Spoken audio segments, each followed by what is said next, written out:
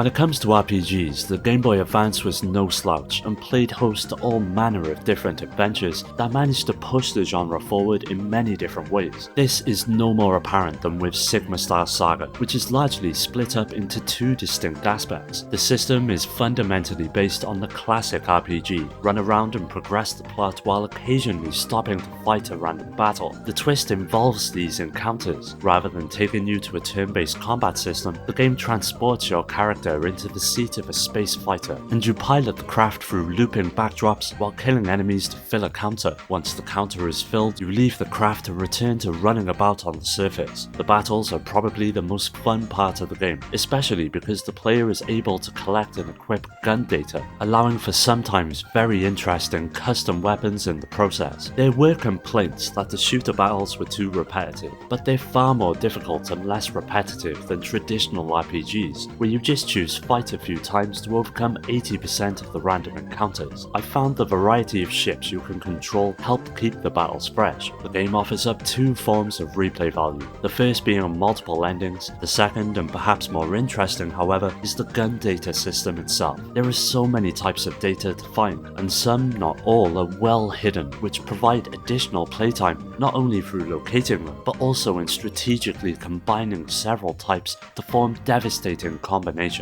If you like science fiction stories or the beautiful art style on display, play this game as it will not disappoint. Known for his various platforming adventures, Klonoa would take a detour on the Game Boy Advance and try out his luck at an RPG. After a nice little intro, you're taken straight into the Game Boy, which is essentially the world map. The map is represented by big dots that refer to item shops, weapon armor shops, inns, towns, and the levels themselves. The towns aren't something that can be explored, as they're just a screen with a background and you can select the character to whom you wish to talk to. It's basically just the game's way of providing an avenue to receive extra information about the quest you're currently on. The levels are really simplistic, sometimes overly so, and mainly consist of finding keys to open doors to the exit of the level. On your way you'll encounter enemies, and although they're pretty boring to kill, you'll need to fight them as you will need to gain levels to advance. You start off with a beam as your main weapon, and the combat in this RPG is presented in real time. It's really simple. When you defeat an enemy, it will drop gold and gems. These gems are in fact experience points, and when you have enough, you go up a level. But there are several options whilst leveling up. You can raise Klonoa's defense, attack, special attack, or agility, which allows the player to shape him as they see fit. With the gold, you can buy potions, weapons, and armor, and there is a nice selection in the game. Each of them have their own good and bad points, so matching your weapons to the current task at hand is vital to overcoming some of the more challenging moments towards the latter part of the game. For Klonoa's first attempt at the RPG genre, I think it was well done, and differs quite nicely from the other conventional RPGs on handheld. If you're a fan of the genre, and more importantly Klonoa himself, this one is well worth giving a go. If there was one word to sum up Tomato Adventure, it would have to be quirky. The characters, areas, plot, dialogue, and gameplay all fall under this banner. That being said, the game wears its quirk on its sleeve and is surprisingly endearing as a result. The character designs are simplistic and charming, and the world is bursting with colour and creativity. At first I thought the variety was quite confusing and jarring, but I quickly got into the groove where I just embraced how out there the game could be. Overworld navigation is as simple as it gets, comparable to the likes of Earthbound on the SNES. You got a top-down camera where you move with the D-pad, press A to interact, and hold B to run. The battle system is definitely the main attraction, which sees all of your attacks being performed by using gadgets, appropriately titled gimmicks. Every single gimmick has its own brief minigame at the bottom of the screen that you're required to perform in order to determine the power of the attack. Not only that, but in between battles you can adjust the difficulty of each gimmick from levels 1 to 7. Level 1 is the easiest to perform, but has the lowest attack output. As you would imagine, level 7 is extremely difficult, but has the highest attack output. The difficulty you choose does also play into another system, known as the ore meter. By successfully performing consecutive attacks, you'll fill up your ore meter. Once it passes a certain threshold, you can use an awesome attack. The trick to filling the meter quicker is that higher difficulty gimmicks pay out more for the meter when successfully performed, incentivizing you to practice and master the higher difficulties of the gimmicks. Missing a single gimmick attack is all it takes to bring your meter back down to zero. It's clear to see that Tomato Adventure is a precursor to the far more successful Mario and Luigi RPGs from Alpha Dream. By no means does it reach the same heights as those games, but it feels like it can still stand on its own merits by offering a compelling adventure and enjoyable gameplay. First and foremost, Super Robot Taisen 2 is in every way a game made for fans, even more so than the first release. The game is not forgiving. Gone are the days of infinite leveling and money. Gone are easy to get secrets that require little to no planning to get. Gone is the near lack of difficulty. If you couldn't get through the first game, the sequel will likely make you scream. The best way to describe the gameplay would be that it is very similar to Nintendo's Fire Emblem. Every character fights in mechs and robots. Some of them can be equipped with other weapons with various range and power, and there are 4 different types of weapons. You've got bullet, beam, physical and special. While there is little difference between them, they do affect the pilot using them. Some pilots are better at melee attacks than ranged, and other things like abilities can reduce damage to a certain type, such as the beam coat accessory, which will reduce damage received from all beam weapons. Super Robot Taisen 2 continues and further expands the original generation's universe with new characters and factions. It also tweaks its gameplay system a bit by introducing a new support system and adding the combo attack feature, which allows any type of mech and pilot with this ability to charge through a number of adjacently placed enemies at once. You win money, experience and pilot points for each enemy you destroy, which can then be used to upgrade your mech's stats and weapon power. Now visually, Super Robot Taisen takes full advantage of the handheld, with each and every attack being a beauty to behold, and some special ultimate techniques that ramp up the on-screen action to unbelievable heights. Any fans of the original generation definitely must get their hands on this one. The first aspect that will likely hit anyone who plays Onimusha Tactics is the narrative, which is a surprisingly deep affair involving many of the aspects fans would have come to know and love across the series. You take on the role of Onimaru with the aid of a small band of local warriors as you return to your hometown, which is now destroyed. You set out to find those responsible and bring them to justice, mainly through the well thought out battle system, which shares much in common with the likes of Final Fantasy Tactics. At the beginning of each battle, you choose your units you wish to use, soup them up, give them items for use, and then start the battle. And the objective is usually to completely eliminate every enemy on the field, or to eliminate the tougher boss above all else. During your turn, you can command your characters to move, attack, use items, use skills, wait, or use a special counter command that is sometimes given to you by chance during battle. As with any other RPG, you need a way to cultivate new items, weapons, and armor. But instead of utilizing a monetary system to do so, Onimusha Tactics takes a different approach. There are no stores. You can't buy anything because you never receive money. Instead, you acquire souls for killing enemies that are used to upgrade weapons and armor, as well as stones which are used to create even more weapons, armor, accessories, and healing items. And on top of this, you also receive recipes, which are used to acquire some of the more rarer items in the game. It's a great approach and manages to create a system that's easy to invest time into. If you're fond of SRPGs, Onimusha Tactics will more than scratch that itch.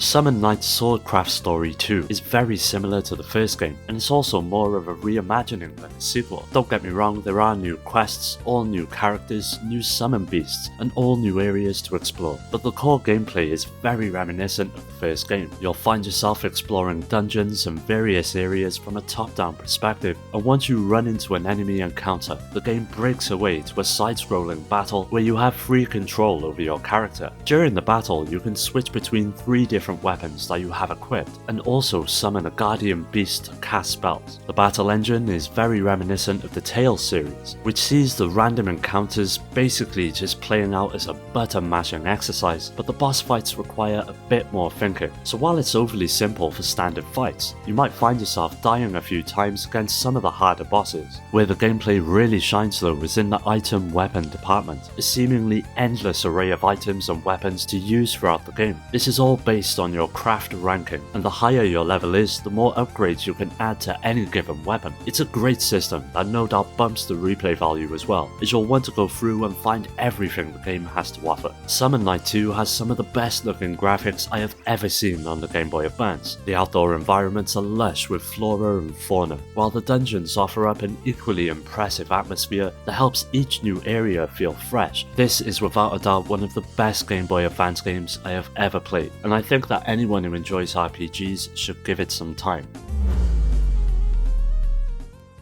Rebel Star Command sees the Earth being enslaved and taken over by a group of aliens. Jarrell, the hero, is a young man who joins a group of rebels and finds himself wrapped up in the conflict, with the narrative delving into X-Files levels of absurd. Rebel Star has the great gameplay known by many, from the Final Fantasy Tactics fans to the Advance Wars veterans. The game is turn-based, set on a battlefield of varying size and complexity, and your little units run around and attack the opposing side. You have a limited amount of things you can do in each turn, and using your resources wisely wins you the day. Usually the strategy is very much all about finding an enemy's weak spot and hacking at it continuously. Rebel Star is very different in this respect, however, some ways for the better and others for the worse. Regardless, the game is much more complicated than most in the genre, mainly for the sheer amount of options at your disposal. The characters can move, attack in several different ways with different guns, turn into a sentry, rally other people, throw grenades, and much more. The visuals, on the other hand, are a bit of a mixed bag.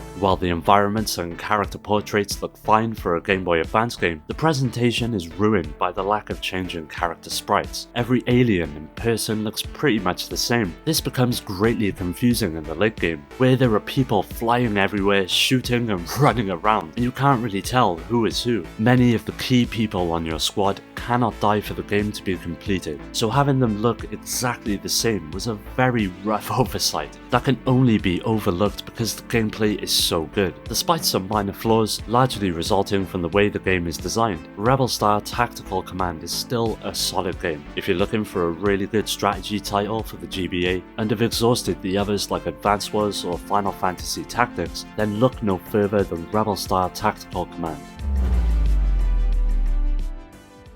Monster Rancher Advance 2 for the Game Boy Advance offers the very same Monster Rancher gameplay with a mix of bigger and more badass monsters. Some may be cute, but beware as most pack a real punch. Monster Rancher follows the very same gameplay as the previous titles. You're training to fight, and there are many opportunities to enter tournaments. If you win these, you move up a rank, and the higher the rank, the more powerful monsters you have the opportunity of getting. It creates an interesting gameplay loop that will no doubt keep you glued to your handheld. But there are other factors such as item usage and an intelligent way of combining monsters that comes into play as well. You'll basically be breeding these little critters to add them to your team as you go on with the story. The actual monster battles are some of the most innovative encounters I've ever played in a game. Basically, the two monsters battling will be sent into the arena. You each have guts, sort of like MP, that progressively increases throughout the battle and is required to perform moves. Each monster can have up to 6 moves, with each of them usually causing the opposing monster to lose life or guts. The moves to use are either specifically used for far, normal, or close distances, depending on how far you are from the enemy. And if you time it just right, you can actually counter an attack from an opponent,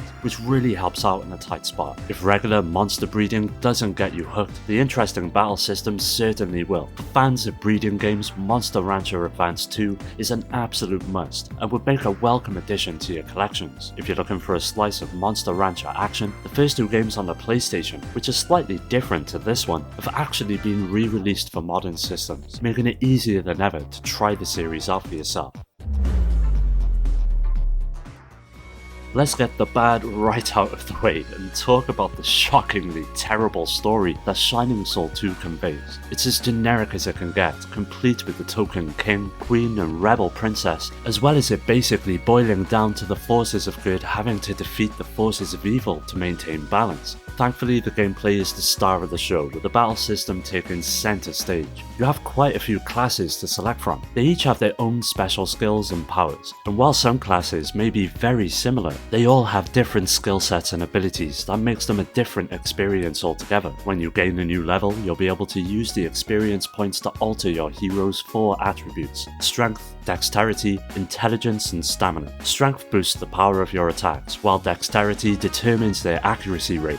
Intelligence and stamina are directly linked to your magic and health points. While these attributes rule over all of your characters, their growth varies depending on who you're using. The character's growth is further augmented by a set of secondary skills and attacks, all of which are specific to each class. The trick is learning how to balance it all out. Do you boost an attack and pray you're strong enough for the next area, or do you supplement the support techniques? With so many ways to tweak your character's moveset, you'll have plenty of ways to design a hero around your playing style. The main quest is a decent length, perhaps 10 to 15 hours for your first time, and while the main quest doesn't change during subsequent playthroughs, there's always that wide range of classes to choose from. All in all, it's a solid title, with some minor flaws in the graphics and sound department, but for those fabled Diablo fans, it's a great little substitute.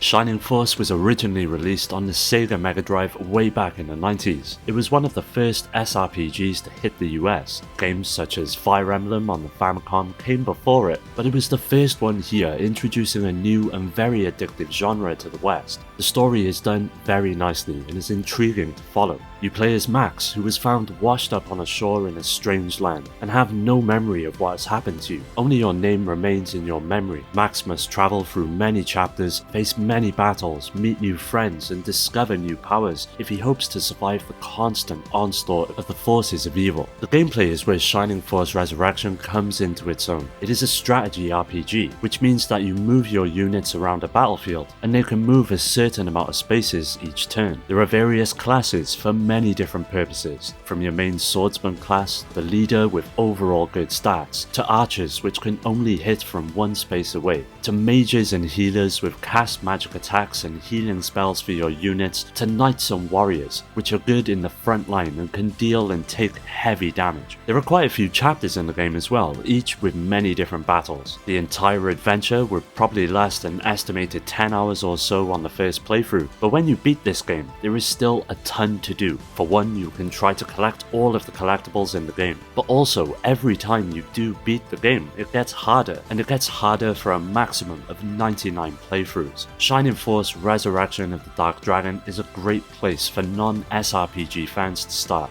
It has a user-friendly system that is deep enough for SRPG enthusiasts, but doesn't beat you over the head with ruthless difficulty or complex gameplay elements. If you're looking for something new to jump into on the GBA, Shining Force would make for a great choice. Well, that does it for today's video. Keep an eye out for part 2, as that will be coming up soon, so don't forget to subscribe and hit that bell to get notified about new videos, which release every Monday and Thursday. You can follow me on all of the socials, which are linked below, to stay up to date, and also join my growing community on Discord to meet many like-minded gamers to continue the conversation with. I'd like to give a special shout out to my Patreon supporters: Rhino, Skill Jim, Shuden, Richard, Amy, Daniel, Paul, Dio, Omar, Strider, Pierre, Carl, Awesome Jacket Dude, GameCube Galaxy, and Paddy J for their continued support that helps make these videos possible. If you're interested in joining my Discord or supporting the channel through Patreon, you'll find all of these links in the description. As always, thanks for taking the time to watch the video. I'll catch you next time.